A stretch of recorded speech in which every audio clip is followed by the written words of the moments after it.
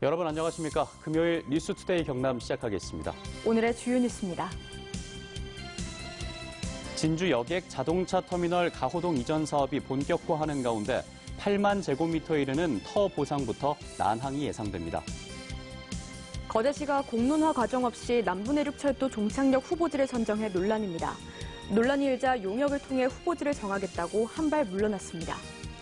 정부의 탈원전 정책으로 미세먼지 배출을 줄이는 LNG 발전 시장이 확대되고 있지만 정작 국내에선 해외 제품을 쓰고 있어 정부 지원이 필요하다는 지적입니다.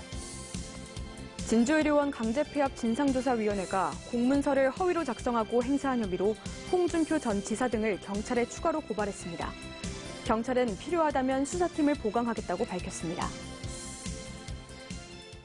진주시가 올해부터 여객 자동차 터미널을 지금 화면에 보이는 이 가호동 쪽으로 이전하는 사업을 본격화하고 있습니다. 하지만 8만여 제곱미터나 되는 터 보상부터 난항이 예상됩니다. 서윤식 기자가 취재했습니다. 진주시 가호동 복합터미널 이전 예정지입니다. 8만여 제곱미터에 이르는 터 곳곳에 조경수가 빽빽히 들어서 있습니다. 20여 년 전 터미널 이전 예정지로 묶인 이후 토지 소유주들이 심은 것들입니다. 때문에 올 상반기에 터 보상을 마무리하기로 한 진주시로선 난감한 상황입니다. 관람 같은 거는 뭐 해변 되면 바로 들어가는데 또 나무 이식하고 뭐 하고 실질적으로 내척을 할 수 없어가지고. 터 보상가를 두고도 사업 시행 예정자와 토지 소유주가 이견을 보이고 있습니다. 사업 시행 예정자인 STS 개발은 지난 2015년 말 사업 계획서를 제출할 당시 이곳 터의 매입 비용을 360억 원으로 책정했습니다. 전체 면적의 30%에 이르는 국유지를 포함해 3.3제곱미터에 평균 150만 원 정도입니다. 90여 명에 이르는 토지 소유주 가운데 일부는 터무니없다는 반응입니다.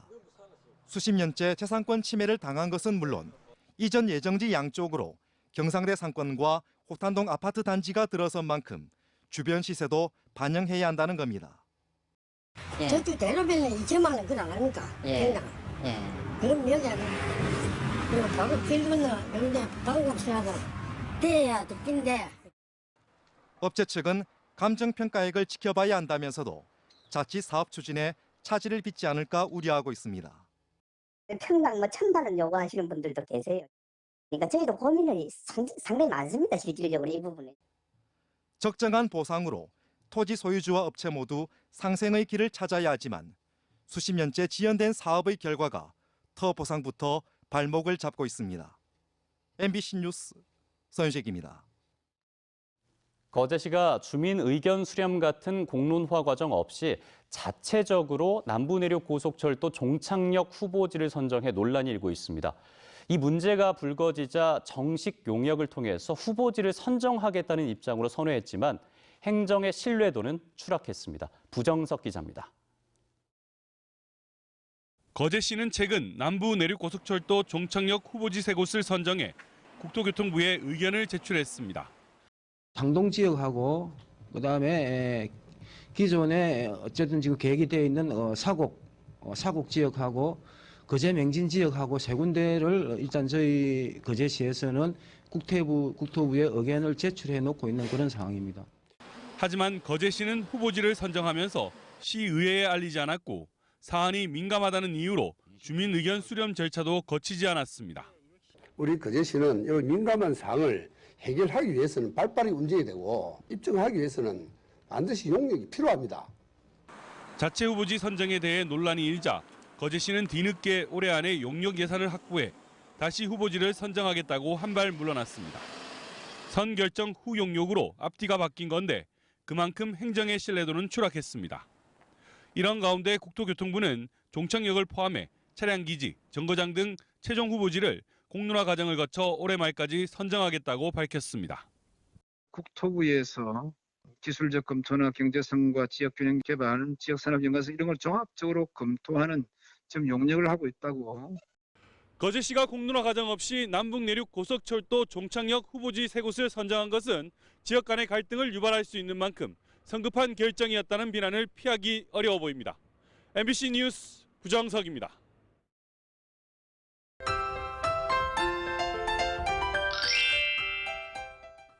대기가 점점 메마르고 있습니다. 현재 창원을 포함한 3개 시군에는 건조주의보가 발효 중인데요. 사천도 어제부터 건조특보가 발효돼 대기가 무척 건조합니다.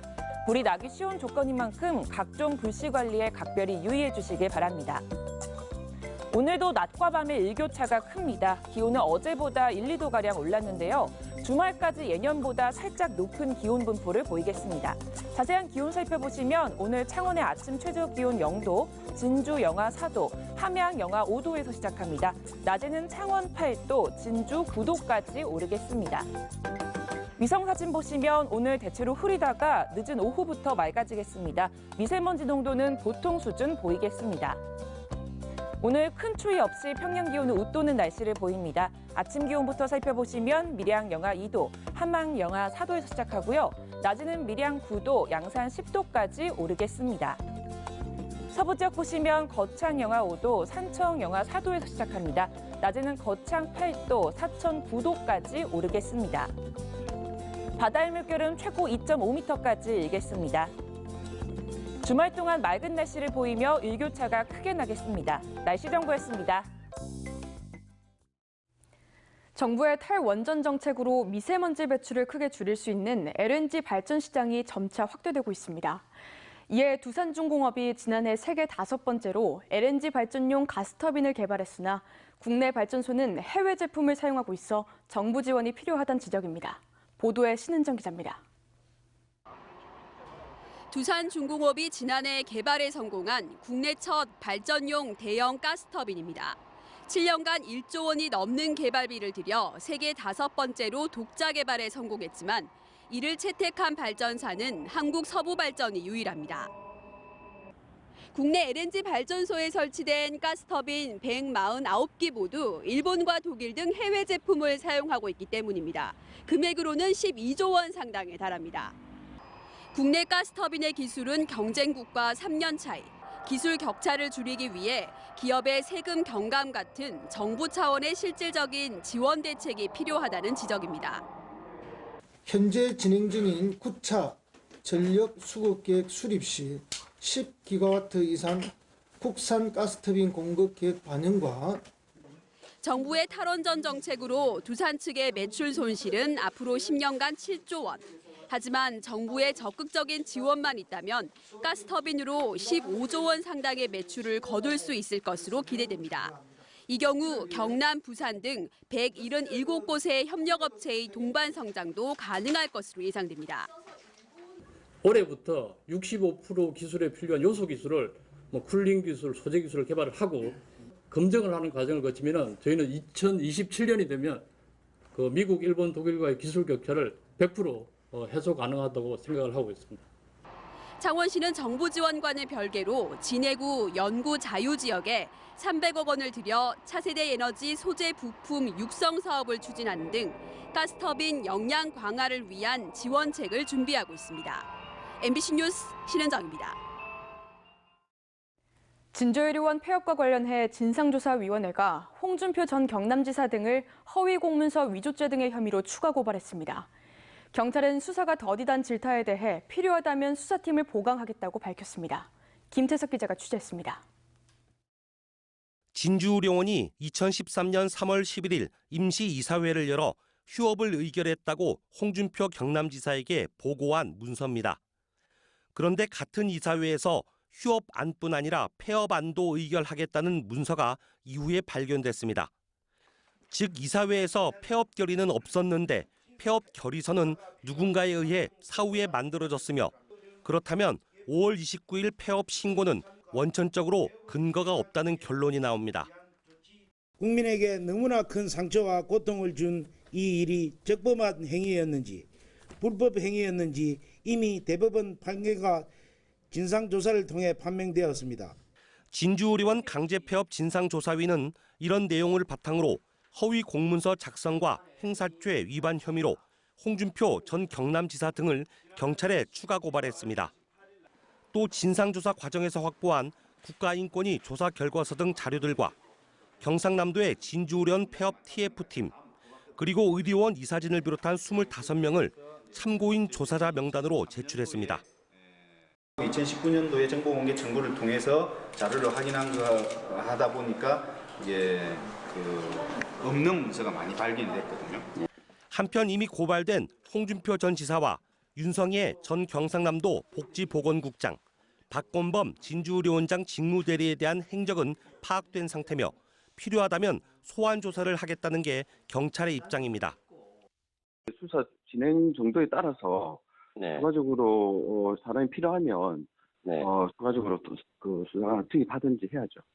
밀양 등 지역구에 출마를 선언한 홍준표 전 도지사를 소환 조사할 수 있을지도 관심거리입니다. 진상조사위는 경찰이 전담팀을 꾸리든지 경남지방청과 공조수사를 해서라도 수사의 속도를 내야 한다고 주장했습니다. MBC 뉴스 김태석입니다.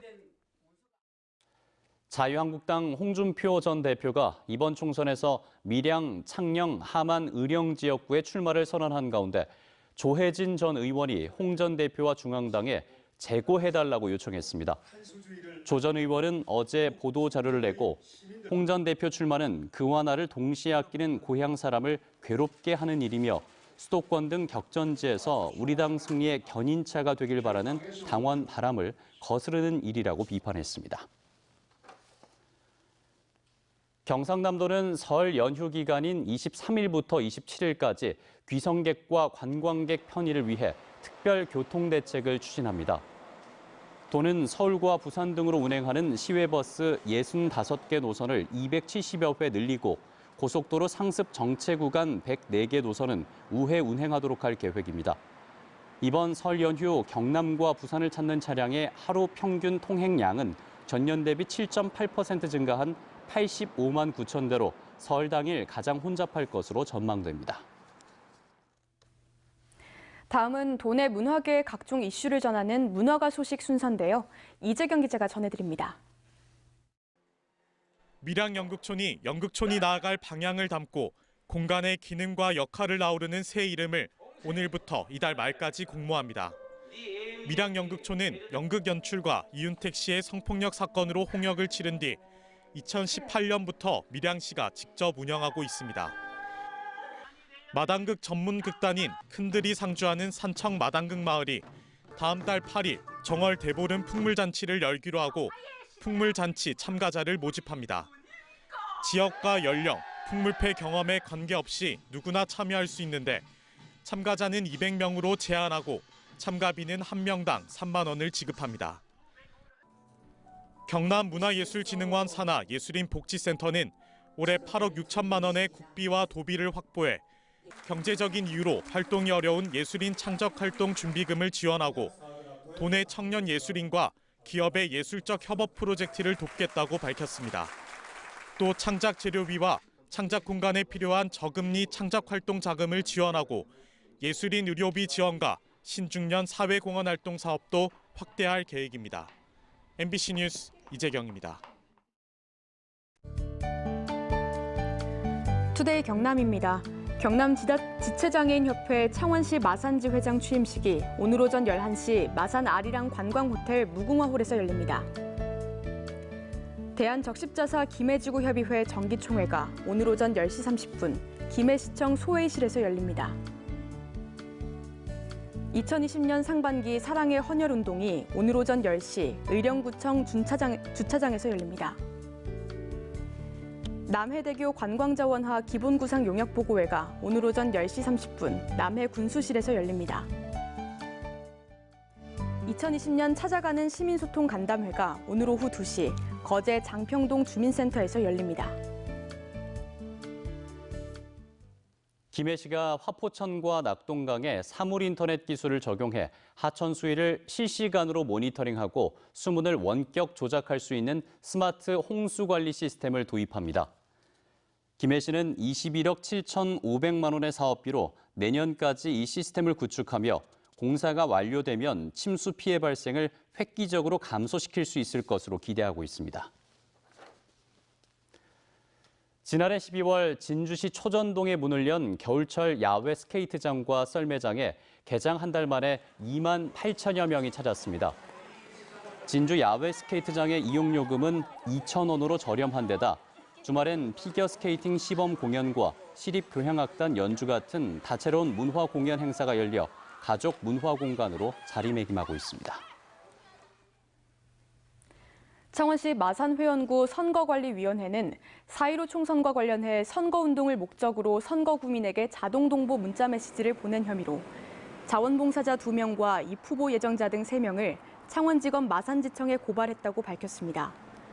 이 가운데 자원봉사자 1명은 지난해 11월부터 이달 초까지 16만여 건의 문자 메시지를 보내며 발생한 비용인 159만 원을 직접 내면서 정치자금법 위반 혐의도 받고 있습니다.